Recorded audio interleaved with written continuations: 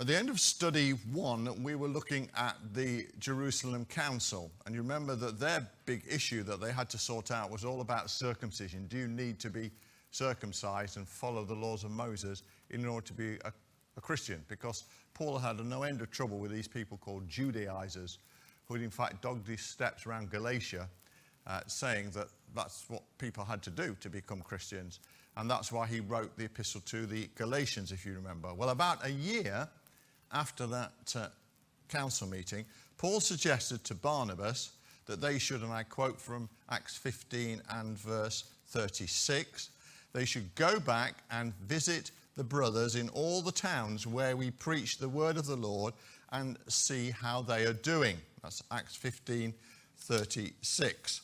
And so was posited the second missionary journey, which took place from AD 50 to AD 52. And we read about them in Acts 15:36 through to Acts 18:22. Barnabas agreed to this proposal, but Barnabas wanted to take John Mark with them.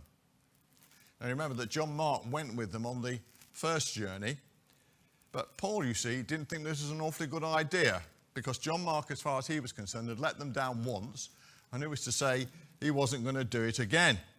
Look at verse 39. Just in case you think all was sweetness and light in the life of the Apostle Paul, and particularly in his relationship with Barnabas, I quote, there was such a sharp disagreement that they parted company. Such a sharp disagreement, I think that's putting it quite mildly, really, that they parted company. Paul and Barnabas remained friends, there's no doubt of that, but Paul took Silas with him instead. And what happened was this: they divided the itinerary between them. And Barnabas and John Mark, they went back to cover the Cyprus leg of the journey, if you like, in the first missionary journey, whereas Paul and Silas made their way through Syria and Cilicia into Galatia and Asia. In other words, they did the Turkey leg of the first missionary journey. So in fact, what you've got was Turkey leg. Yeah, all right, Richard, I thought that would probably amuse you. Let's set the bar low. So two new missionary journeys took place instead of one. Just thinking about John Mark had clearly learned from his mistakes, because he not only became a help to Barnabas, but also in time he became a help to Peter and even to Paul himself.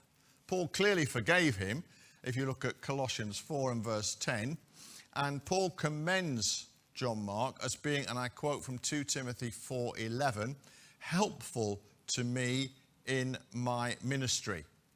So it all went well in the end. It all got sorted. John Mark learnt his lessons and became somebody upon who you could depend. Now, Silas was rather a surprising choice for Paul to make. You may think, well, haven't I heard Silas's name somewhere before in this study? Well, yes, in the last study, he was one of the two who took the letter around the churches, the letter from the council around the churches. In fact, it said he probably wrote some of it at James's dictation. Because you see, Silas was much more of a literary man, a man of letters, rather than a man of action. He was not really at all an upfront person. So from that point of view, he does seem rather a strange choice. And if you want more details about Silas, then you need the blue book from the desk, which is Bit Part Players Act 2, in which I do a whole chapter about Silas and investigate that a bit more. It may have had something to do with the fact that Silas was a Roman citizen. You see that in Acts 16, verse 38. Perhaps Paul wanted Silas along to keep a record of what happened.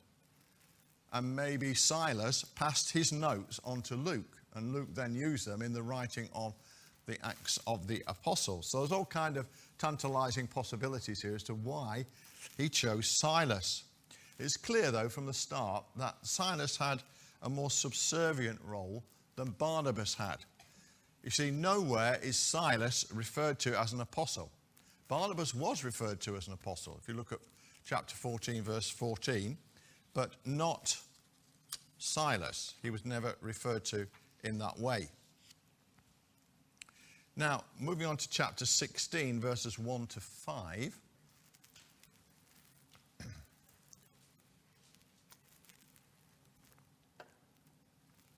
Paul's plan in revisiting Galatia was, first of all, to encourage the churches that he'd established there during his first journey. Secondly, it was to see if they'd taken any notice at all of his letter that he'd sent round a couple of years ago in AD 48. And thirdly, to inform them of the council's decision about circumcision. I referred earlier to the problems that had been caused by these Judaizers in Galatia. We noted last week that Galatians is in fact the earliest document in the New Testament. In Lystra, Paul met Timothy. And Timothy had become a highly regarded disciple. And Paul was so taken with Timothy and saw such potential in him that he, and I quote from verse 3, wanted to take him along on the journey. It seems that when the leaders at Lystra laid hands on Timothy, a prophetic message was given about him, receiving a certain ministry gift from God. And Paul refers to that when he writes to Timothy many years later, 1 Timothy 1:18 and 4:14. And this would have endorsed Paul's choice of Timothy to go with him. So that's how Timothy comes into the picture. Now we move into Europe. Chapter 16, verse 6 through to 18:22. Now, you're just going to get a very brief outline of this because you can read this up for yourself, and I know many of you know it well anyway. But here's the series of events as they occurred. In Troas, Paul had a vision of, and I quote from verse 9, a man of Macedonia standing and begging him, "Come over to Macedonia and help us." So clearly, God was guiding them into Europe. So, and I quote from verse 10, notice the "we" comes into the narrative at that point for the first time because Luke himself has now joined them. So Luke says, "We got ready at once to leave for Macedonia, concluding that God had called us to preach the gospel to them." And arriving in Macedonia, they headed for the main city of the area. And the main city of the area was Philippi. And you can see all that happened at Philippi in verses 11 to 40. For example, how he meets Lydia and the circle of women there. The exorcism of the fortune-telling slave girl and the consequences of that, where he and Silas finish up in prison and they're singing in the stocks at midnight. And Silas is singing, "Why did I come along with Paul instead of staying at home with my books?" And then, of course, there was the earthquake, okay, and everything that happened as a result of that. Then in chapter 17, 1 to 9, we see what happened as they moved on to Thessalonica. And there was a riot there, led by the Jews. And Jason, who was their host, they were staying in his house, he gets imprisoned. And they move on to Berea, verses 10 to 15. And Jews from Thessalonica arrive and stir up things in Berea. And what happens next is that Silas and Timothy actually stay in Berea, but they get Paul out.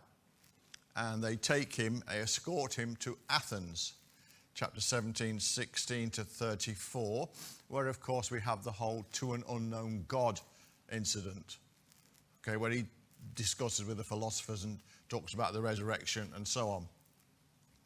From there, he moves on to Corinth, chapter 18, verses 1 to 17. And in Corinth, he meets Priscilla and Aquila, and we'll be looking very closely at them in the next study 3, because they, for me, are two such important people, support background team, if you like, for Paul in his ministry. Just amazing people. That's where he meets them. And he, in fact, stayed in Corinth for 18 months, a year and a half. And I quote from verse 11, teaching them the word of God. He gets abusive opposition there from some Jews. And in fact, it escalates into a court case in Corinth, where he's accused of treason for preaching the gospel. Actually preaching against the emperor and so on. And in the end, the case is dismissed. And while he was in Corinth, he wrote the letters to the Thessalonians, both of them, in AD 51. And in these letters, he commends the Thessalonians and he deals with their concerns about the last days and Christ's return. And at the end of this evening, I'll be giving you a synopsis of all the letters in an outline, so we haven't got time to go through it all, so you can go through it at your leisure and see what is contained in each of these letters and why. But this is when he wrote to the Thessalonians. And then in chapter 18, verses 18 to 22, we see that he arrives in Ephesus, in this port en route to Antioch via Jerusalem. And he took Priscilla and Aquila with him, but he left them in Ephesus to disciple the young converts in the new church that he was establishing there.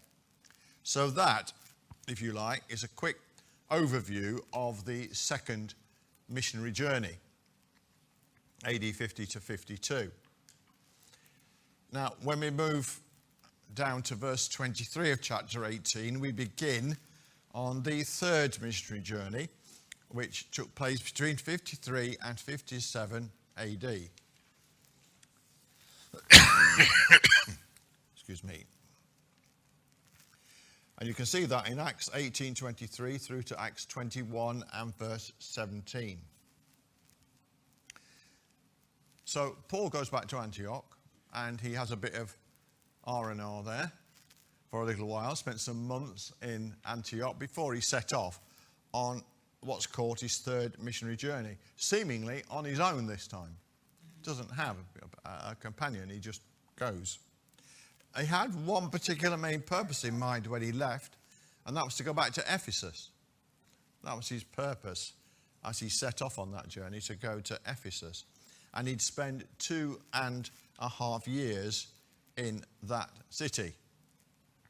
To get to Ephesus, he retraced the route of his second journey, passing through Derbe, Lystra, Iconium, Antioch in Pisidia, all the ones he'd already retraced his steps through on the second journey. So he goes back that way again to see how they're all getting on. And in the words of verse 23, encouraging and, quote, strengthening all the disciples. During Paul's absence from Ephesus, a rather important character has arrived there, and he was called Apollos, and he was a Jew. Verse 25 tells us that he was a naturally gifted public speaker, but, quote, he knew only the baptism of John. And this is where Priscilla and Aquila play a very important role here, as we'll be seeing in study 3, because they took Apollos under their wing and, quote, explained to him the way of God more adequately. The result was that Apollos went on to preach in Achaia, which is in a region of Greece, and Apollos was mightily used by God, and in fact he finished up in Corinth. By the time Paul arrived in Ephesus, chapter 19 of Acts, Apollos was in Corinth. And Paul spent 3 months in Ephesus, speaking in the synagogue, and I quote from verse 8, arguing persuasively about the kingdom of God. There's this interesting incident here. Well, there's many interesting incidents in Ephesus, as you may recall. One of them was where the sons of Sceva tried to copy Paul when performing an exorcism. They decide they'll perform an exorcism, and it's quite hilarious really to read what happened, but it always makes me smile. Down in verses 15 to 16, they tried to exorcise this guy, and the spirit in the man said, and I quote, Jesus I know, and I know about Paul, but who are you? And then, quote, the man who had the evil spirit jumped on them and overpowered them all. He gave them such a beating that they ran out of the house naked and bleeding. I shouldn't laugh really, because it's not really funny, but it's just this picture. This guy, these guys thinking that they could just, perform exorcism just like Paul did, but and not understanding the situation at all. But there was a lovely sort of knock-on from that, which you see in verse 19, where it says, quote, a number who had practiced sorcery brought their scrolls together and burned them publicly. So there was a bonfire in Ephesus of all this occult material. And if you're thinking, yeah, there's something else happening in Ephesus, wasn't there? You're right, it's the silversmiths riot. And this was led by a guy called Demetrius, who was like the trade union leader, I suppose you would say. And this is where, verse 28, they all gathered together and they're so irate at what Paul's doing and how it's affecting their trade that they stand there and scream, great is Artemis or Diana of the Ephesians, verse 28, for 2 hours. And in the end, the city clerk has to come and try and calm everybody down. And he does it by saying that, you need to go home and quietly, because there'll be repercussions from the Romans if you don't disperse peacefully. And with that, and I quote from verse 28, he dismissed the assembly. Oh, that's all in Ephesus. Towards the end of his stay in Ephesus, sometime during AD 55, Paul heard disturbing reports from Corinth, which he tackled in 2 letters to them, both written from Ephesus. So he wrote to the Corinthians from Ephesus. In fact, what we have as 1 Corinthians was in fact the second of these, and this is really going to do your head in here. What we have as 1 Corinthians was in fact the second letter he wrote to the Corinthians. And he refers to the first letter he'd written in 1 Corinthians 5, verses 9 to 8. Sorry, 9 to 11, I beg your pardon. In 1 Corinthians 5, 9 to 11, he refers to this letter that he's already sent to them, which we have no record of. But he refers to it in those particular verses.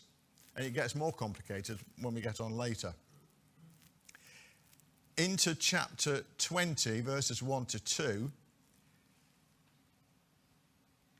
Timothy arrived in Corinth from Ephesus between the writing of the letters. That's the letters that we know as 1 Corinthians and 2 Corinthians. And he soon found out that little attention had been paid to Paul's advice in what we call 1 Corinthians. The situation in the church had worsened there, Timothy found, to the extent that he found it too hot to handle. And he let Paul know accordingly. It seems that Paul may have then sent Titus to support Timothy in Corinth and to report back to Paul in Troas about what was actually happening in Corinth. And that's based on what he writes in 2 Corinthians 2 and verse 12. Apparently, Paul had decided that the relative calm after the silversmiths riot was a good time for him to actually leave Ephesus. So he got the disciples together and he encouraged them before departing. Now, the order of events after Paul left Ephesus isn't easy to piece together, to be honest, into a coherent whole.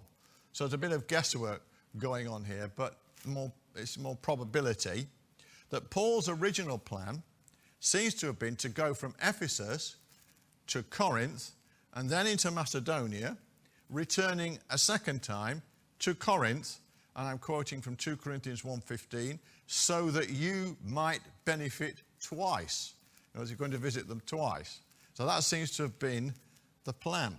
But in fact, what happened was this, that Paul went from Ephesus up the coast of Turkey to Troas. And when he got there, he actually had an opportunity to preach the gospel there. So, of course, he took that opportunity, but he was still restlessly awaiting the arrival of Titus with his update from Corinth.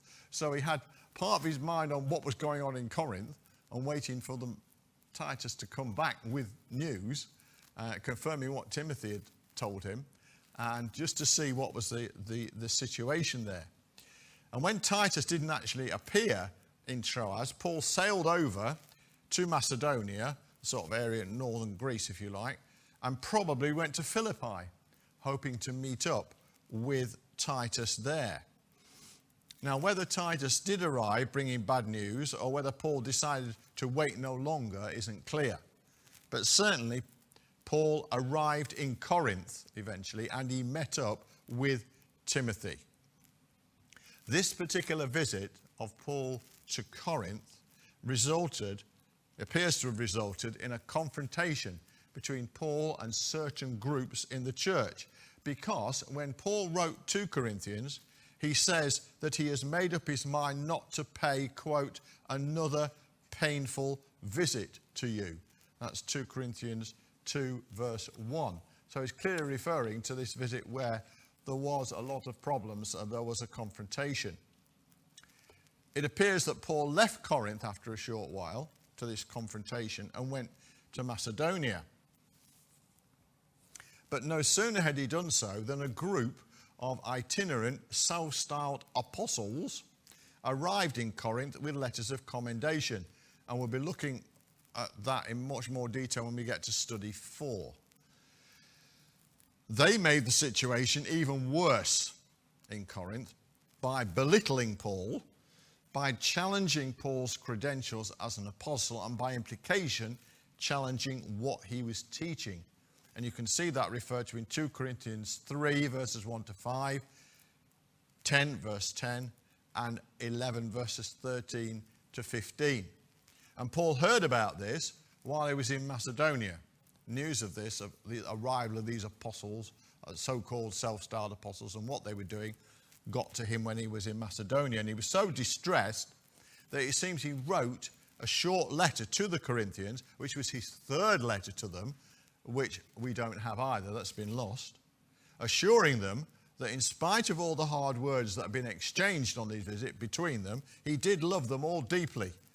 And he called them to be obedient in all things. And he called for those who opposed him to be dealt with. And you can see that going on in his, what we call 2 Corinthians chapter 2, verses 3 to 9, and chapter 7, verses 8 to 13. It was Titus who delivered that third letter to the Corinthians. And when he delivered it and then came back to Paul, he was able to report back that he had been well received and assured Paul that the problems were being sorted out in Corinth. And Titus also told Paul, and he records this in 2 Corinthians 7, verse 7, he told Paul of the, quote, longing and ardent concern of the Corinthians for Paul, and of the, quote, deep sorrow that they had expressed for the grief that they had caused him. Well, while the situation in Corinth was being fully resolved, Paul delayed his planned third visit because he didn't want to avoid any further confrontation. It seemed things were getting sorted out in Corinth, so he was probably best to stay back and wait for an opportune moment to go to Corinth again. So that's exactly what he did. And while he was there in Macedonia, he wrote a fourth letter to them instead, which we now know as 2 Corinthians. And that was delivered by good old trustworthy Titus. So in fact, there were 4 letters to the Corinthians. 1 Corinthians is in fact 2 Corinthians, and 2 Corinthians is in fact 4 Corinthians. That's perfectly clear, isn't it? It's just that we don't have the original 1 Corinthians and 3 Corinthians. That's why they're logged as one. But they weren't the only letters that he wrote. It's clear from what he says in the 1 and 2 Corinthians we do have that there were other letters. So, that's interesting. It seems that Paul did make a third visit to Corinth at some point after writing 2 Corinthians. And if you look at 2 Corinthians 12:14 and 13:1, and he probably stayed at the home of Gaius, looking at Romans 16 and verse 1, where he refers to it. The fact that he did stay in Corinth for 3 years, Acts 20 and verse 3, suggests that all the problems which had plagued the church and caused Paul such distress had indeed been resolved.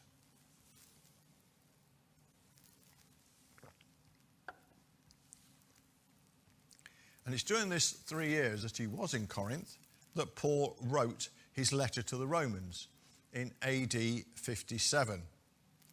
And Timothy was with him when he did so. See Romans 16:21. Now, Paul wrote this letter to the Romans, first of all, to prepare the way for his coming visit to Rome, which he longed to make.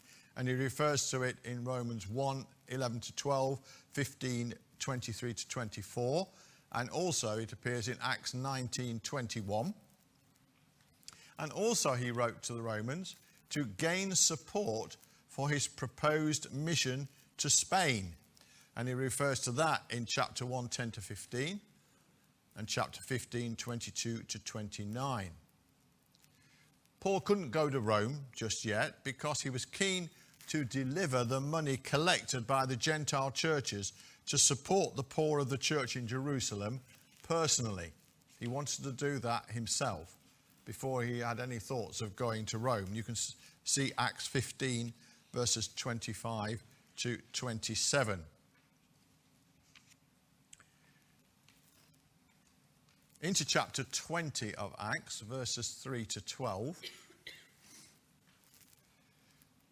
Just as Paul was about to set sail from Cenchrea, which was the port that served Corinth, to Syria en route to Jerusalem to do this, to take this money with him, a Jewish plot against him was discovered. So he decided to go back through Macedonia. It seems that Paul met up with Luke in Philippi, and they joined with the rest of the party, including Timothy, in Troas, where they stayed for a week. And on their final night there, Paul met with the church he'd established in Troas on his previous visit, and they broke bread together.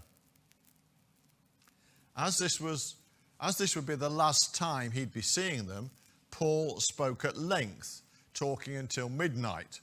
And this is where you get the whole thing with Eutychus that everybody knows about, who fell asleep and fell out the window, if you remember, and everything else. That's where that fits in. But Paul decided not to visit Ephesus on the way because he wanted to be in Jerusalem by the day of Pentecost. However, when he arrived at the port of Miletus, he sent for the elders of the Ephesian church to come and meet with him there.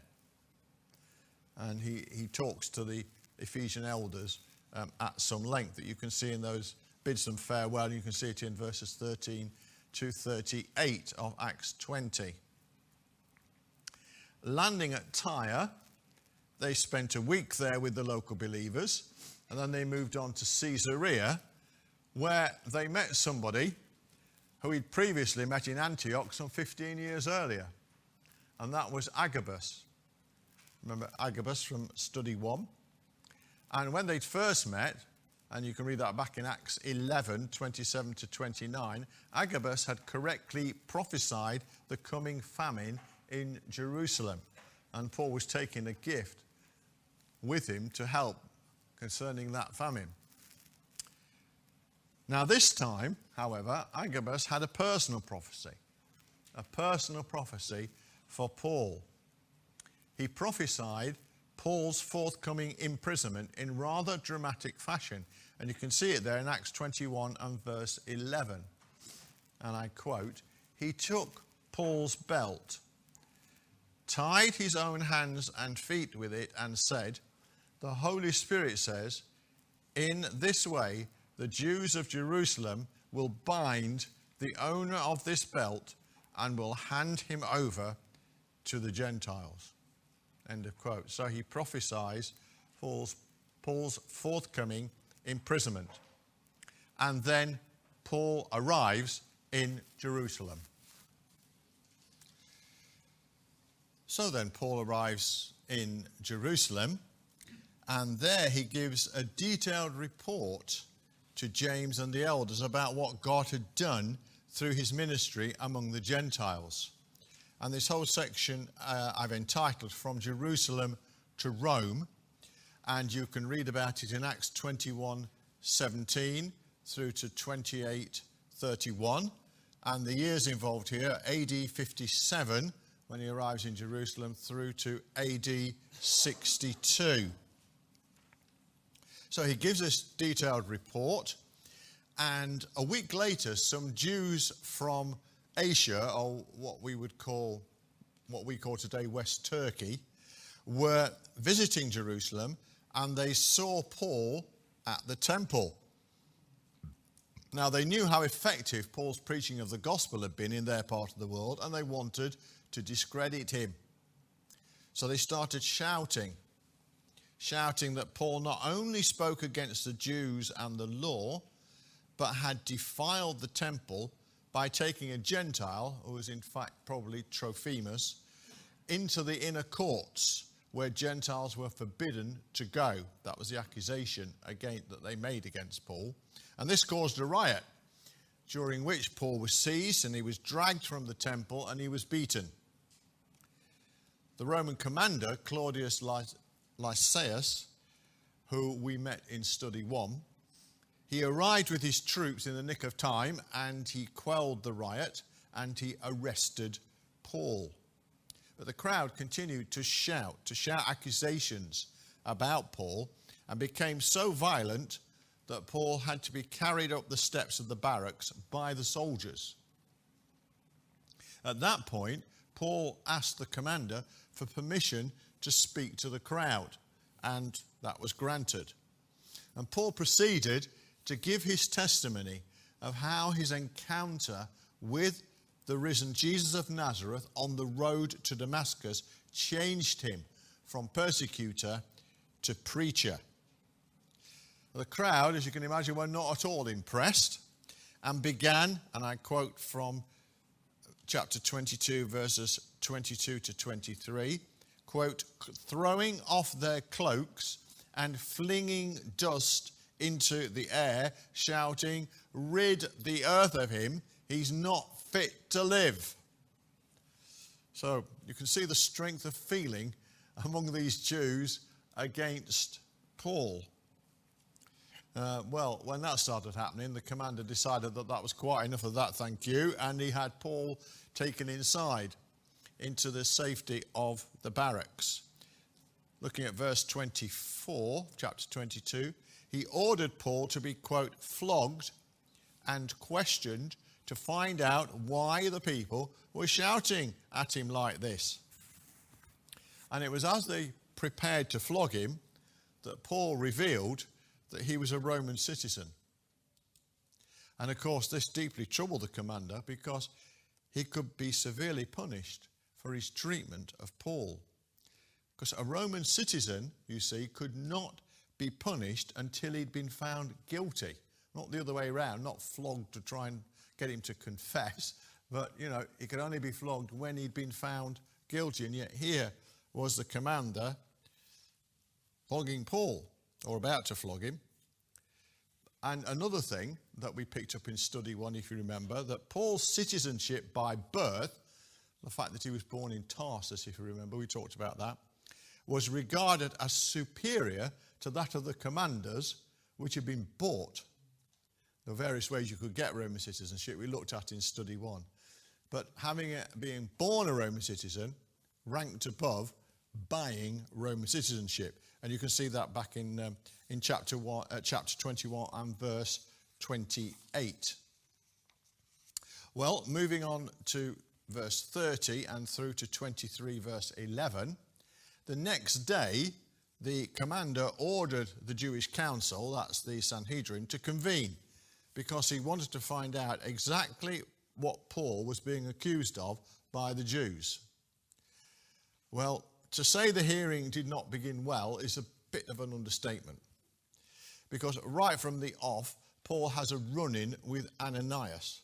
Ananias was the high priest, and Paul didn't exactly endear himself to Ananias by calling him, look at verse 3, and I quote, a whitewashed wall.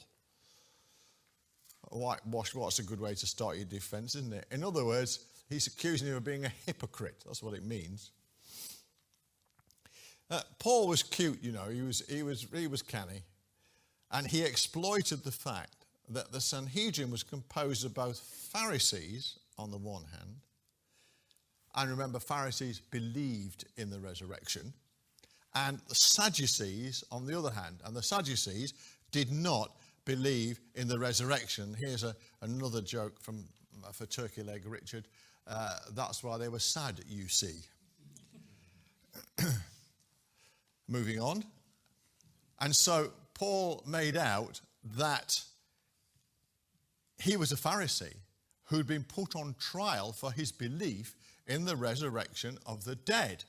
So, of course, this led to uproar and turmoil in the chamber as the Pharisees, look at verse 9, quote, argued vigorously in favour of their fellow Pharisee, Paul. And so violent did the dispute between the two camps become, the commander became so afraid, quote, afraid Paul would be torn into pieces by them, verse 10. So afraid that would happen that he removed Paul from the scene. Well, the Lord appeared to Paul the following night saying, look at verse 11, quote, take courage. As you have testified about me in Jerusalem, so you must also testify in Rome. As you've testified about me in Jerusalem, so you must also testify in Rome. And this suggests that Paul's trials in Jerusalem may have been a means of getting him to Rome.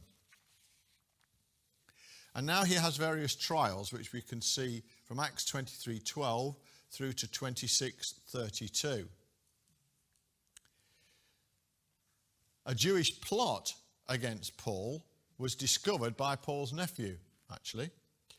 And that meant that Paul was transferred to Caesarea from Jerusalem under heavily armed Roman escort. And there in Caesarea, he was tried by Felix, followed by his replacement Festus, who got Agrippa involved. And Paul shared his testimony with them all. But in the end, Paul exercised his right as a Roman citizen to be tried before Caesar in Rome.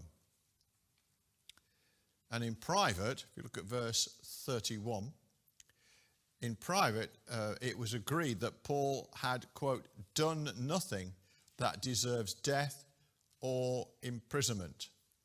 And Agrippa even confided to Festus, verse 32, quote, this man could have been set free if he had not appealed to Caesar. But Paul used his right as a Roman citizen to do that. There's been a lot of speculation would he have ever gone to Rome if he hadn't appealed and all this sort of thing. Irrelevant. He appealed and he went.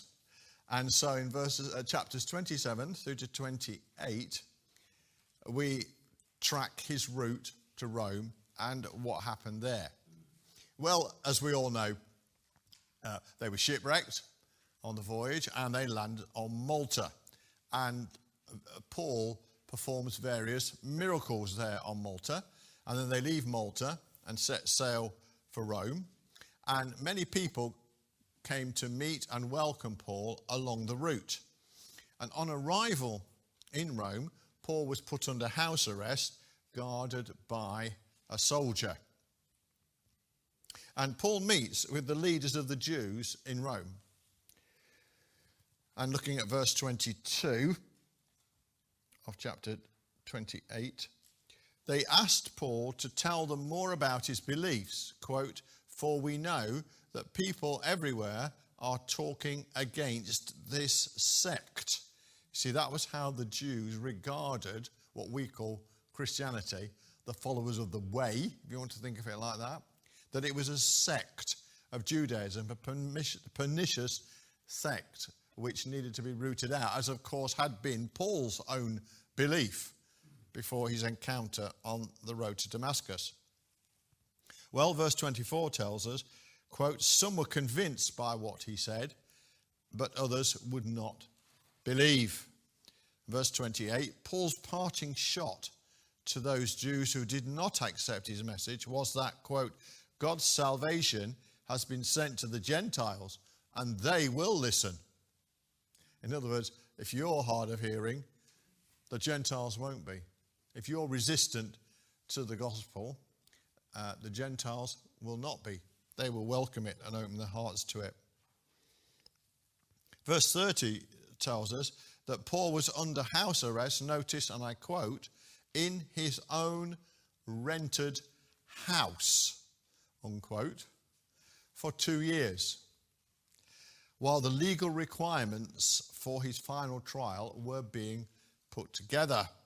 And during that time, verse 31, quote, boldly and without hindrance, he preached the kingdom of God and taught about the Lord Jesus Christ.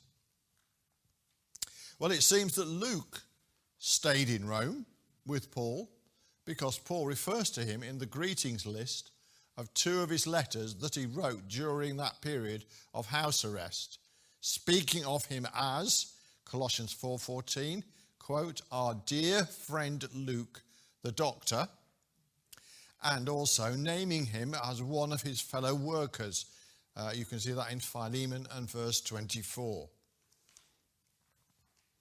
Timothy was also a frequent visitor to Paul in Rome. Look at Philippians 1:1, Colossians 1:1, and the first verse of Philemon. Excuse me. Other visitors included Tychicus, see Ephesians 6:21, Epaphroditus, see Philippians 4:18, and Mark, see Colossians 4 and verse 10. And throughout this time, Paul took every opportunity to speak about Christ. Even the palace guard knew what he stood for. Look at Philippians 1 and verse 13. Paul was involved with the believers in the church in Rome, encouraging them and supporting them. And during this time of house arrest, Paul wrote the epistles, which are often called the prison letters. And these letters are, namely, Colossians, Philemon, Ephesians, and Philippians. Now, they were the only epistles that he wrote in this time of imprisonment. As we've seen, he didn't write a lot of his epistles. Lots of people think he wrote all these epistles from prison. Well, completely wrong. All right, we've seen the different situations that led up to him writing his letters. The epistle to Philemon doesn't actually occur much in the themes that I will be doing as this study series progresses. So I will be looking at Philemon in our next study, study 3, and the circumstances against which that was written and what it says. And these are all on the synopses of letters outlines I'll be giving to you at the end. So now what? Well, we come to the final years, which is of Paul's life, which was AD 62 through to 67 or 68. Nobody's quite sure. It seems likely that after 2 years, the case against Paul was just dropped. The evidence of the pastoral letters, that's the letters to Timothy and Titus, suggests that Paul was a free man from AD 62 through to AD 67. Now, according to early Christian writings, Paul achieved his long-standing ambition to visit Spain, where it's thought he began his final missionary journey after his release in AD 62. Now, Paul's actual itinerary during these years is uncertain, but it was probably as follows. Spain for up to 2 years, so that's 62 to 64 AD. Then to Crete in AD 64, where he worked with Titus for a short while, preaching the gospel. And in fact, Paul left Titus there in Crete to disciple the converts and to, quote, straighten out what was left unfinished and appoint elders in every town. And you can see that in his letter to Titus, chapter 1, verse 5, 2:15, and 3:12 to 13. Now, Titus had been very useful to Paul down the years, notably at Ephesus and at Corinth, and he was a man to whom Paul could entrust difficult tasks. Although he's never actually named in the Acts of the Apostles, interestingly, Titus is mentioned 13 times in the rest of the New Testament. And when he was eventually replaced in Crete, it seems that Titus met up with Paul in Nicopolis. See Titus chapter 3 and verse 12. The last mention we have of Titus is on a mission to Dalmatia, and you can see that reference in 2 Timothy 4 and verse 10. After his time in Crete with Titus, Paul then apparently moved on to visit Miletus in AD 65, see 2 Timothy 4:20, Colossae in AD 66, see Philemon verse 22, and Ephesus later that same year. And Paul left Timothy in Ephesus, instructing him to look after the church while he went on to Philippi in Macedonia. See 1 Timothy 1 and verse 3. Timothy, remember he met him in Lystra and took him with him. Timothy had become one of Paul's closest friends. They'd been through a lot together. He was involved in the whole Corinthian church turmoil and furore, if you remember, and no doubt had experienced the whole gamut of emotions together that you get in the work of God. And by now, Paul was confident enough in his youthful companion to leave him in charge of overseeing the growing church in Ephesus. And it was when Paul realized that he might not be returning to Ephesus that he wrote the first of his 2 personal letters to Timothy from Philippi. So he was in Philippi when he wrote 1 Timothy, giving him advice, instructions, warnings, comfort and help. The second of his epistles to Timothy was written from Paul's prison cell in Rome during his second term of imprisonment, which we'll come on to in a moment. Well, Timothy himself seems to have been a prisoner as well at some point in his life, but no one knows where. And although he was released, we do know that, you can see that in Hebrews chapter 13 and verse 23, there is no record of what happened to Timothy in the end. Now remember, Timothy was not an apostle, but he was delegated by Paul to carry out special work on his behalf and under his supervision. Paul also wrote his letter to Titus while he was in Philippi. These pastoral letters, as they're called, 1 and 2 Timothy and Titus, written in AD 66 to 67, they're given this title because they address issues concerning the pastoral care of churches. They were written to advise and instruct Timothy, who was in charge of the church in Ephesus, and Titus, who was pastoring the believers in Crete. And the main themes of these letters are the Saviour, the appearing of Jesus, sound doctrine, faith and teaching, godliness, controversies and false teaching, trustworthy sayings, and pastoral instructions. And each of these letters has its own distinctive elements that you'll see in the synopsis. Well, it seems that Paul was in Nicopolis during 66 and 67, and then moved on to Rome later in AD 67. According to tradition, when Nero became emperor, Paul was arrested again.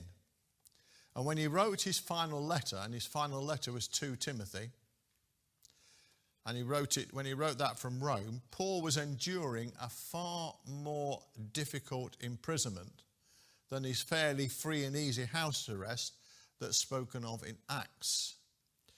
Paul was probably kept in the Mamertine prison. The Mamertine prison consisted of a vast network of dungeons under, of all things, the city's main sewer. So it can't have been a very pleasant place to be. Now, these subterranean cells were used for imprisoning criminals and political prisoners in awful, cramped conditions for a short time prior to death. That's what the Mamertine prison, it was a holding area while you were waiting to be executed, basically. Now, it could well be the Mamertine prison that Paul is referring to when he implores Timothy in 2 Timothy 4:21, quote, "Do your best to get here before winter." Whenever I read 2 Timothy now, knowing that the situation he wrote it in, that he was about to be executed, it has a poignancy and a pathos about it that I think you'll find when you read it yourselves. So this period in prison, in the Mamertine prison, in 67 AD, seems to have ended with Paul's execution. Nobody's sure whether it was in either late 67 or early 68. But tradition has it that Paul was beheaded on the Ostian Road. And that was a road into Rome, several miles out of the city, that he was executed out there, beheaded, so as to avoid the crowds. If that's so, then what began so gloriously on the road to Damascus ended so ingloriously on the road to Rome.